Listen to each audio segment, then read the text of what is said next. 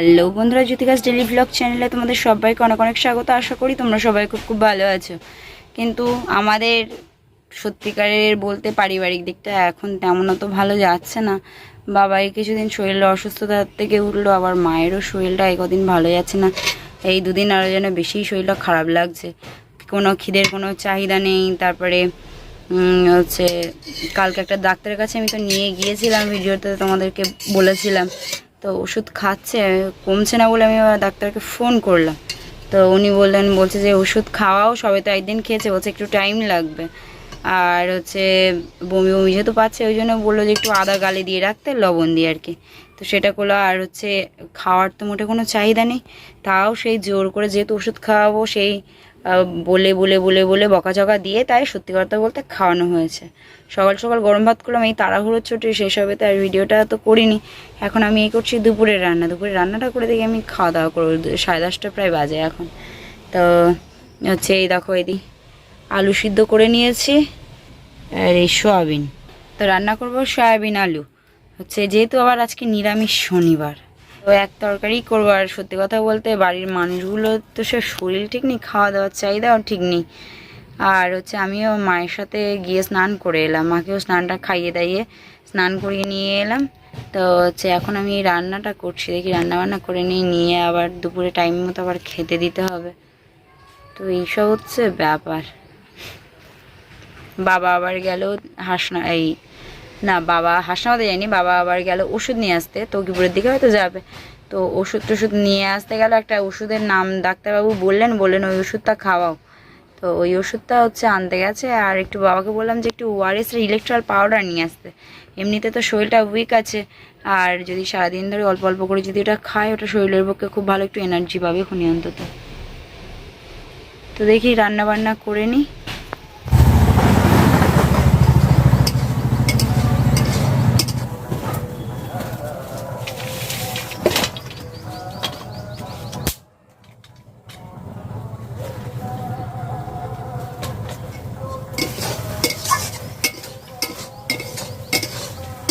এই যে রান্না কমপ্লিট হয়ে গেল। আমাদের যে কলের জল খাওয়া হয়, তো সেই জল হচ্ছে শেষ হয়ে গিয়েছিল। আমি এদিকে রান্নাটা কমপ্লিট করে নিলাম, রান্না কমপ্লিট করে খেয়ে নিয়েছি। আর বাবা এই 1 কলসি জল এনে দিল। আমার মা এই জল ছাড়া মোটে কেনা জল, এই মিনারেল ওয়াটার বলো কোনো কিছু, বা লাল জল কোনো কিছুই খেতে পারে না।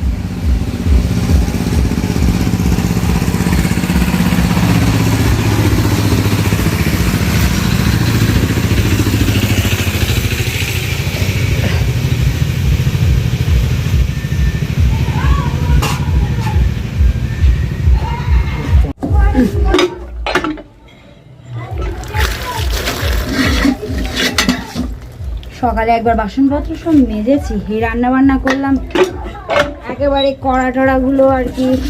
আর আমি সকাল থেকে কোনো খাওয়া দাওয়া করে নিয়েছি, রান্নাঘরে সেই যখন ঢুকেছি তাহলে একেবারে রান্না করে নিয়ে তারপরে হচ্ছে খাবো। তো সকাল সকাল যেহেতু রান্না চাপিয়েছিলাম, ওই জন্য এখন এই প্রায় 12টা বাজে।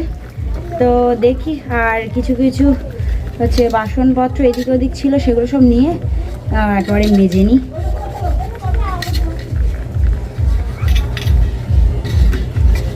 বাবা এই যা রৌদ্র, মেজে পুরো তো এই চাতাল আর কি কলের পুরো গরম হয়ে গেছে, পা দিচ্ছে সেই গরমে ছ্যাঁকা লাগছে মনে হচ্ছে যেন।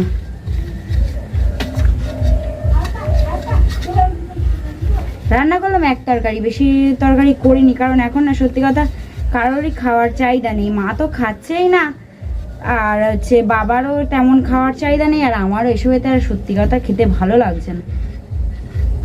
যাই হোক, বাবা এদিকে জলটা এনে দিল, সুবিধা হলো খুব। আমি বাবাকে বললাম যে বাবা জলটা শেষ হয়ে গেছে, একটুখানি হচ্ছে জলটা এনে দিয়ে। তো বাবা দিল। তারপরে হচ্ছে এদিকে আমি সেই সকালবেলা ঘুম থেকে উঠেই আর কি, যে সকাল সকাল রান্না করতে হবে, মা বাবা সবাই তো গরম ভাত খাবে। এবারে ওই রান্নাঘরে ঢুকেছি, বাবা আবার দেখি সেই ঘর বারান্দা টারান্দা সব ঝাড় দিল, দিয়ে বাবা বলছে তুই রান্না কর। আমি বলছি বাবা তোমার দিতে হবে না, থাক, আমি ভাতটা বসে তুমি জালটা ঠিক করে দাও, আমি হচ্ছে ঘর বারান্দা ঝাড় দিয়েছি। বাবা বলছে না, বলছে তুমি ওই দিকটা করছো করো, আমি এই দিকটা করে দিচ্ছি। তাই এই যে বাবা সত্যিকারের এই যে কিছু কিছু করে কাজ যেগুলো এগিয়ে দেয় না, খুব উপকার হচ্ছে, নাহলে আমার আরো কষ্ট হয়ে যেত।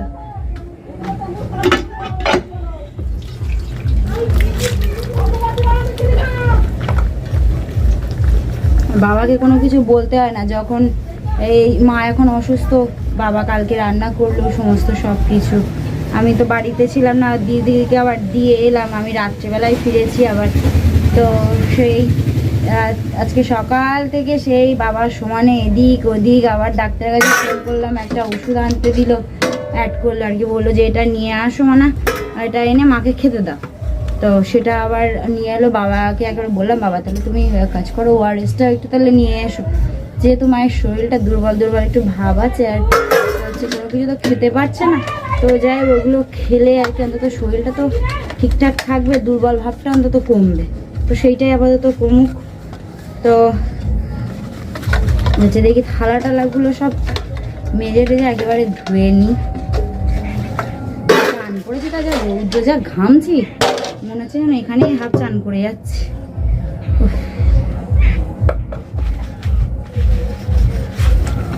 বাড়ির দিকে মানুষগুলো অসুস্থ, আর সেই মন মেজাজ যেন ভালো নেই। সকাল থেকে বড়দি মেজদি সমানে ফোন করে যাচ্ছে, কি খবর রে, কি খবর রে। বড়দি বললো যেহেতু কালকে ডাক্তার দেখিয়ে এসেছি, কমেছে বলতে হালকা একটুখানি, খুব বেশি ভালো যে অনেকটাই কমেছে তেমন না। দিদি বলছে কাজ কর, হচ্ছে ডাক্তারের কাছে একটু ফোন কর, যে এরকম যে স্যার তো কমছে না মায়ের, কোনো কিছু তেমন পরিবর্তন তো বুঝতে পারছি না, তো কী করবো। দিদির কথা শুনে আমি আরও ফোনটা করলাম। তো ফোন করলাম, বললো যে হচ্ছে একটা ওষুধ অ্যাড করলো, আর বললো একটু টাইম লাগবে, একটু হালকা ইনফেকশন মতন হয়ে গেছে। তো ওই হার মেজি ও তো সেই শিলিগুড়ি পৌঁছে গেছে, তাও 8:30 নাগাদ সকালে পৌঁছেছে। তো দিদিও ওরকম ফোন করে যাচ্ছে যে ওইদিকে কী খবর, যেহেতু ওর দূরে আছে, আর ওটা টেনশন করছে বাড়ির দিকে। শরীরটা সব অসুস্থ থাকলে কি আর মন মেজাজ ভালো থাকে। এই আর আমাদের মাই শোনা, ওর দাদাই আছে যতক্ষণ, ততক্ষণ হচ্ছে খেলা টেলা করবে, এখন এত কান্নাকাটি করবে না। কিন্তু যখন ওই মেসমণি চলে আসবে, মেসমণি কালকে চলে আসবে, তো ওই চলে এলে মেয়েকে আর রাখা যাবে যে কি করে, 2-3 দিন খুব কান্নাকাটি করবে বাচ্চা মানুষ। এখানে ধরো ওই হচ্ছে সব খেলা ধুলো, এই ওর মেসমণি আর কি অফিস থেকে বাড়ি আসছে, মেসমণি অফিস থেকে বাড়ি আসছে, তো না নাতনিকে নিয়ে বেরিয়ে পড়লো, দুজনে একটু বেরিয়ে করে আসলো।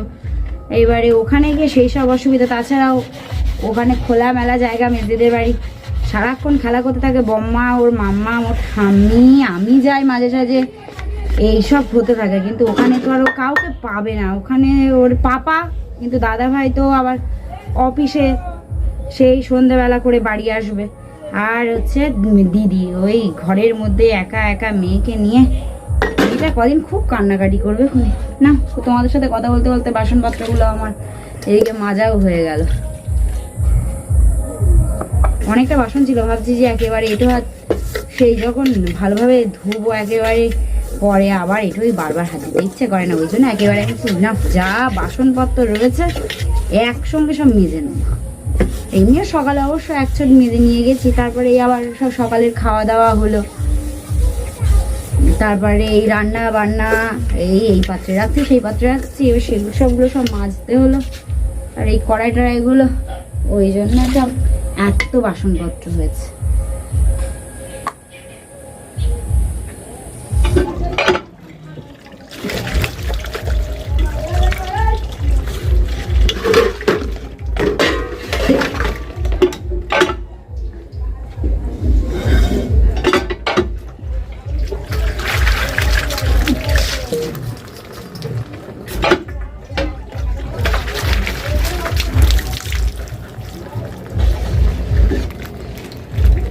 সন্ধ্যা হয়ে গেছে, আর আমি এই সন্ধ্যে টন্ধে দিয়ে নিলাম। অ্যাকচুয়ালি মায়ের শরীরটা ভালো নেই, তো ওই জন্য সে ভিডিওর দিকে আর অত মন নেই আজকে আর। তো হচ্ছে সারাটা দিন শুয়ে রয়েছে মানুষটা, সারাটা দিন না পাচ্ছে উঠে একটু বসে শান্তি পাবে, যে উঠে বসে শান্তি পাচ্ছে না, শুয়ে শান্তি পাচ্ছে।